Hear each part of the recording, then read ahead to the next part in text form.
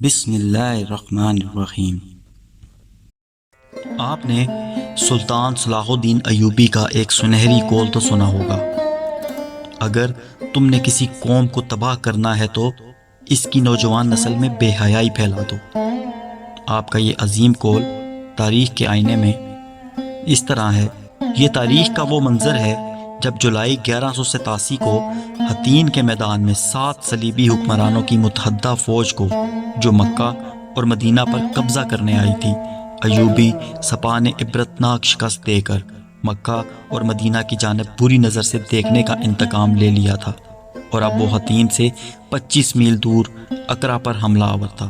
سلطان صلاح الدین ایوبی نے یہ فیصلہ اس لیے کیا تھا کہ اقرا صلیبیوں کا مکہ تھا۔ سلطان اسے تحت دیکھ کر کے مسجد اقصی کی بے حرمتی کا انتقام لینا چاہتا تھا۔ دوسرے بیت المقدس سے پہلے سلطان اقرا پر اس لیے بھی قبضہ چاہتا تھا کہ صلیبیوں کے حوصلے پست ہو جائیں اور وہ جلد ہتھیار ڈال دیں۔ چنانچہ اس نے مضبوط دفاع کے باوجود اقرا پر حملہ کر دیا، اور 8 جولائی 1187 عیسوی کو اقرا ایوبی افواج کے قبضے میں تھا۔ اس معرکے میں صلیبی انٹیلیجنس کا سربراہ ہرمن بھی گرفتار ہوا، جسے فرار ہوتے ہوئے ایک کماندار نے گرفتار کیا تھا۔ گرفتاری کے وقت ہرمن نے کماندار کو خوبصورت لڑکیوں اور بہت سے سونا دے کر فرار کرانے کی پیشکش کی تھی، مگر کماندار نے اسے رد کر دیا۔ ہرمن کو جب سلطان صلاح الدین ایوبی کے سامنے پیش کیا گیا تو اس نے گرفتار کرنے والے کماندار کو خراج تحسین پیش کرتے ہوئے سلطان سے کہا، سلطان معظم، اگر آپ کے تمام کماندار اس کردار کے ہیں جو مجھے پکڑ کر لایا ہے تو میں آپ کو یقین کے ساتھ کہتا ہوں کہ آپ کو بڑی سے بڑی فوج بھی یہاں سے نہیں نکال سکتی۔ اس نے کہا، میری نظر انسانی فطرت کی کمزوریوں پر رہتی ہے، میں نے آپ کے خلاف یہی ہتھیار استعمال کیا۔ میرا ماننا ہے کہ جب یہ کمزوریاں کسی جرنیل میں پیدا ہو جاتی ہیں یا پیدا کر دی جاتی ہیں تو شکست اس کے ماتھے پر لکھ دی جاتی ہے۔ میں نے آپ کے ہاں جتنے بھی غدار پیدا کیے ان میں سب سے پہلے یہی کمزوریاں پیدا کی۔ حکومت کرنے کا نشہ انسانوں کو لے ڈوبتا ہے۔ سلطان معظم، آپ کی جاسوسی کا نظام نہایت ہی کارگر ہے۔ آپ صحیح وقت اور صحیح مقام پر ضرب لگاتے ہیں، مگر میں آپ کو یہ بتانا چاہتا ہوں کہ یہ صرف آپ کی زندگی تک ہے۔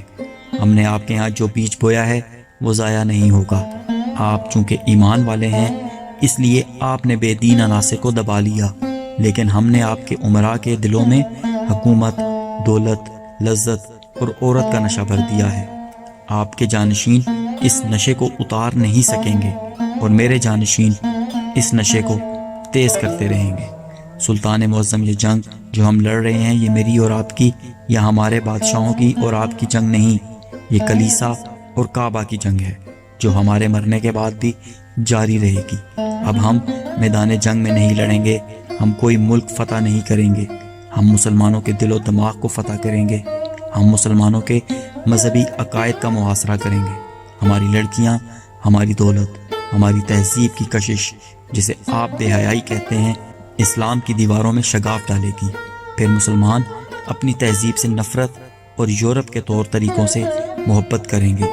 سلطان معظم، وہ وقت آپ نہیں دیکھیں گے، میں نہیں دیکھوں گا، ہماری روحیں دیکھیں گی۔ سلطان صلاح الدین ایوبی جرمن نژاد ہرمن کی باتیں بڑے غور سے سن رہے تھے۔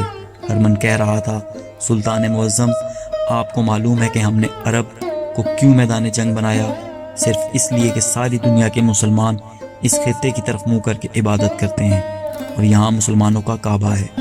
ہم مسلمانوں کے اس مرکز کو ختم کر رہے ہیں۔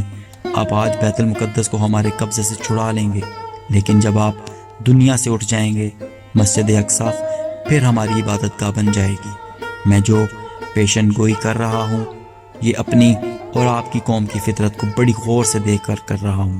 ہم آپ کی قوم کو ریاستوں اور ملکوں میں تقسیم کر کے انہیں ایک دوسرے کا دشمن بنا دیں گے، اور فلسطین کا نام و نشان نہیں رہے گا۔ یہودیوں نے آپ کی قوم کے لڑکوں اور لڑکیوں میں لذت پرستی کا بیج بونا شروع کر دیا ہے۔ ان میں سے اب کوئی نور الدین سنگی اور صلاح الدین ایوبی پیدا نہیں ہوگا۔ اللہ کبھی ایسا وقت نہ لے کر آئے اور مسلمانوں کو کفار کی سازشوں سے محفوظ رکھے۔ آمین ثم آمین۔